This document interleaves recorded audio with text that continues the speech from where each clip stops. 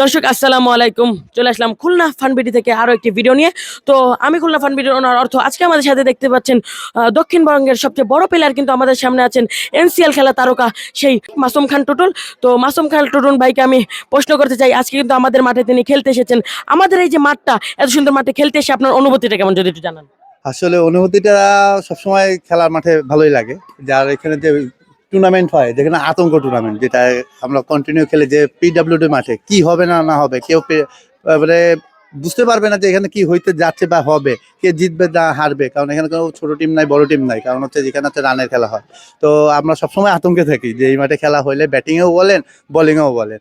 তো অলমোস্ট আমরা এই মাঠটা খুব এনজয় করি। আমরা যে কোনো টুর্নামেন্টার থেকে এই টুর্নামেন্টটা বেশি এনজয় করি, কারণ এখানে রানের খেলা হয়। তা আমরা এনজয় করি, অলওয়েজ পিডব্লিউ মাঠের টুর্নামেন্ট আমরা এনজয় করি।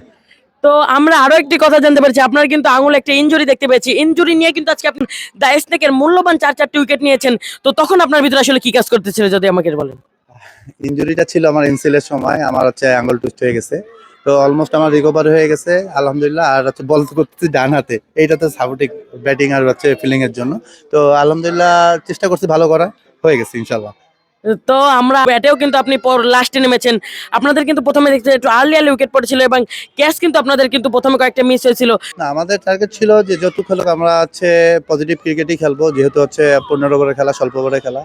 যে আমরা চাবো যে হচ্ছে রান খেলা, কারণ এখানে হচ্ছে রান্না করতে বলে হচ্ছে জেতা সম্ভব না। ওই টিমে বলারও ভালো ছিল, ব্যাটিংও ভালো ছিল। তো আমরা সবাই টার্গেট ছিল যে যাবে সে পজিটিভলি আর কি ক্রিকেট খেলবে, পজিটিভ ব্যাটিং করবে। তো আমাদের স্টার্টিংটা মোটামুটি যেটুকু হয়েছে, তার মধ্যে অনিম আর হচ্ছে আপনার মঞ্জিল ভালো ব্যাটিং করার কারণে আমাদের জন্য ইজি হয়ে গেছে, যার কারণে স্লো ওভারটা একদম ইজি হয়ে গেছে আমাদের জন্য। আমাদের উইকেট কিন্তু অলমোস্ট আমাদের হাতে ছিল। তো ভাই আপনাদের টিমটা কিন্তু অনেক ব্যালেন্সিং একটা টিম। তো এই টিমকে নিয়ে আপনাদের পরিকল্পনা মানে প্রত্যাশা কেমন? আসলে আমরা এই মাঠে আমি অনেকবারই চ্যাম্পিয়ন হয়েছি। তা আশা করি যেহেতু খেলতেছি, চ্যাম্পিয়নের দাবিদার আমরা। আমাদের টিম অলমোস্ট অনেক ভালো টিম আছে। এখন আল্লাহ যদি সহায়তা, এখানে আমরা চ্যাম্পিয়ন হবো।